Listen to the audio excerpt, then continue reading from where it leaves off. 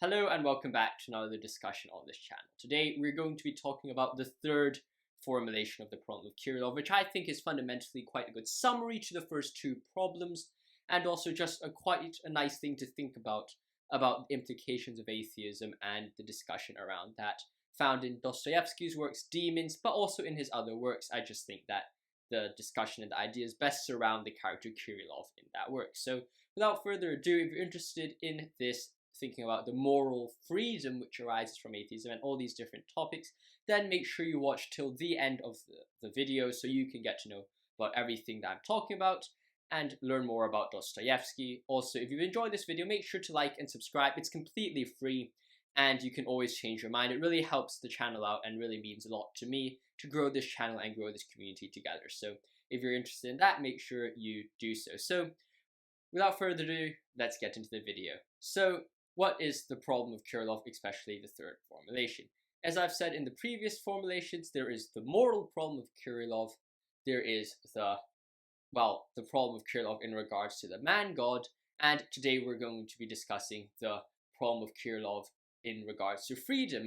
And freedom, of course, ties into the first kind of problem about the moral indifference, that is, or moral indifferentism, which is found in the moral problem of Kirillov. Is found in the self-deification in the second problem of Kirillov, and really emphasizes the point that, well, maybe that if God does not exist, then all things, instead of saying all things become permissible, but instead it says, well, all things just are virtueless, it's valueless, and from that you start off with a blank slate where you can just have boundless freedom, and you know, when you first hear it in the first place, it sounds very attractive.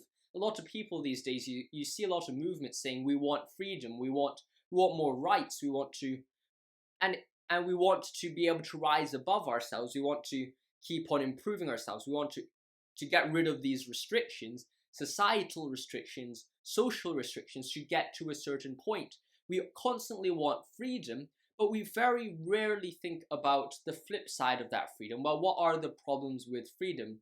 Are there any downsides to freedom? And that's something that I will want to be talking in this video, because I think oftentimes, and too often, we all talk about freedom without really thinking about what are the implications of that freedom. Because just as an example, you could see like the women's rights movement, and I consider myself a feminist. I think that both men and women should have equal rights. However, sometimes I think there are times where that freedom, in the name of freedom, they just bring it up to such a level of freedom where it just goes beyond all sense of reason and rationality. So there is indeed boundaries and rightful boundaries and restrictions to any sort of freedom before humanity just goes absolutely haywire. And I'll approach this from a philosophical and also a historical perspective and just say, well, what's the problem with freedom? And essentially the fundamental thesis of this video would be the idea that without God, man is totally free. And when I mean totally free, I also mean he has, apart from societal restrictions like the law, he has no moral obligation to do anything, and is allowed or permissible, or is well, not obligated, because obligated suggests intent and moral obligation and structure. However, if God doesn't exist, then man can do literally whatever he wants. He is free to do anything, and he's also free to not do anything. But then he starts off at a blank slate where there is no obligation at all. And on one side, yes, man can use that to do good things, but also on the other side, man can use that to do bad things, because freedom goes both ways, as I have said. On one side, you have the beauty. Man can create value, man can create virtue, man can create more crazy things without that restriction. But at the same time, man is also free to do horrible forms of evil, and that's why I think Demons does really good. You see this society, this dark society, which is supposedly pushing forward some egalitarian, some kind of socialist kind of paradise that they're trying to push forward, especially Piotr and a few other of these people who are trying to push forward this idea of, we want a society of the masses, the society of the poor, the plebeian. But then in reality, there's also that flip side, that beautiful quote, which is, with boundless freedom, or from boundless freedom, I calculate or I get boundless tyranny. And it's that idea that well, instead of actually going for that system of equality, that system of the plebeian that they're claiming to go for, what actually happens is the complete opposite.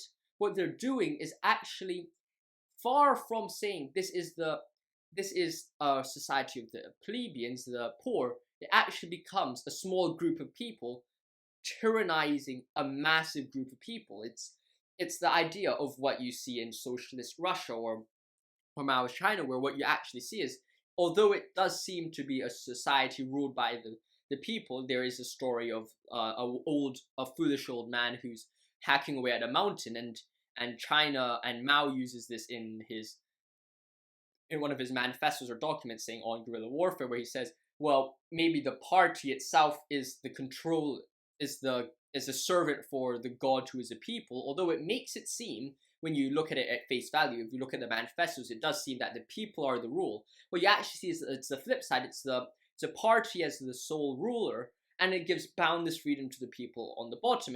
And yes, this guy has absolute control, but also at the same time, people on the bottom have a freedom in the sense that they're restrained to this person, but they're free to do absolutely anything without limit to follow this person. And what you do see is that then you have persecution, and then you have torment, you have restrictions, you have further boundaries to the freedom of your opposition, and then you kind of defeat yourself in your argument. But essentially what you see is that you have this kind of idea of the structure, you have the freedom, but then since it's boundless, people just go to the extreme, and that's what human nature has from a historical sense. Every single time that man has lost his freedoms, terrible things happen. When man loses that sense of the transcendent, most societies just completely go into moral chaos, or at least what we commonly regard as moral chaos, in the sense that, well, China, I mean, a lot of people like to say, well, China was Buddhist and they have these certain values there, and that's true, but you could see that they've lost, or they were detached from these values of intrinsic value of human life so quickly. All the youth needed to do was just have one person say a few speeches, and then the entire youth, the entire generation of people started turning on their parents, turning on their teachers, breaking the rules, killing culture, destroying culture, raiding the birthplace or the tomb of Confucius and these people. And you see that the moment you gave them freedom, without that idea of the transcendent, out of the idea of external moral restriction upon your actions, very quickly there's discord, and very quickly man just falls into destruction. And that's something that we always have to keep in mind. It's that freedom leads as much, or if not most of the time, restrictionless freedom leads to tyranny more so than actually virtue, or more so than flourishment, because flourishment is clearly acceptable or clearly seen under Christianity. But the moment you add complete freedom, then man goes absolutely haywire. It's like humans are given something, or given a gift so strong that their bodies just can't cope with it, because ultimately we have to understand that that act of absolute moral freedom belongs to God and God alone. We do not have that power. Our bodies and our minds are not powerful enough conduits to really live out that complete boundless freedom, because it most of the time leads to tyranny, and the moment we actually try to do it, we just get restricted again, because we know we can't do it. It goes against our own values, what we're brought up to believe and what we're taught to believe, and goes against everything we are as a human being.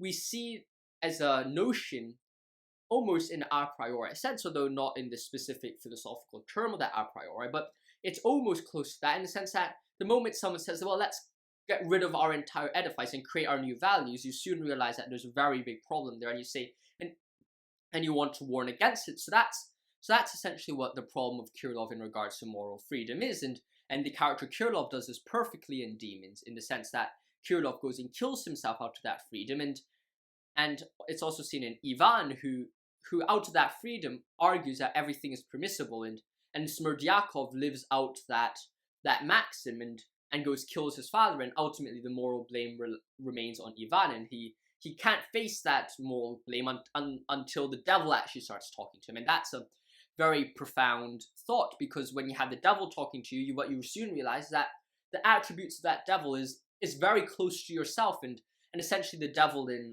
Ivan's dialogues with the devil is essentially his own philosophy talking back at him. It's that reflection of his inner conscience saying, well, you preach that, you preach that freedom, and now look what you've done. By preaching that freedom to Berdyaev, you've made yourself like the devil. You've kind of deified yourself. You've created a new kind of a blank slate where people can do whatever they want. There is no moral obligation. People are completely free. And then what do you see is that, well, you've just spread, or you've just seemed to have given the criminals a blank slate. You just say, well, let's go, let them go in a philosophical and moral sense. And of course, as someone living in a structured society, we know that there's problems with that, but that's exactly the thing. We know that there's problems with it, but then we can't do anything about it, because the moment we get rid of God, we lose that transcendent hierarchy, and then everything becomes flat, and it becomes an all man for themselves scenario. Man needs that transcendent to keep them grounded as humans and not as God. Man needs that grounding as a man and that transcendent value to understand that he is restricted. He is not free to do absolutely anything he wants. Man needs that grounding. And without that grounding, man leads to it. We just get ultimate and boundless tyranny. So that's kind of my thoughts on the problem of Kirillov, and that's my thoughts on the final formulation of the problem of Kirillov, which is indeed the problem of absolute moral freedom. So I hope you've enjoyed this video. I hope you've enjoyed this short series, which I've done. I know you guys enjoyed it quite a lot. You've liked the videos quite a lot, and there's been quite a lot of views on it. So if you've watched till the end, make sure to like and subscribe, show your support. Also, let me know in the comment section below what you think about this video, and give me comments, your thoughts. If you disagree with me about anything, let me know there. And also join my Discord server if you want to connect with me on a more personal one-to-one basis, or join the broader community on Discord. Send me a note there, and I'll be happy to talk to you when I have time and when I could reach out to you. So that's all I have to say here in this video. Hope you've enjoyed. Like always, stay safe, God bless, have fun with friends and family, if COVID allows you. See you soon, and I'll see you in the next one. Thank you for watching, and goodbye.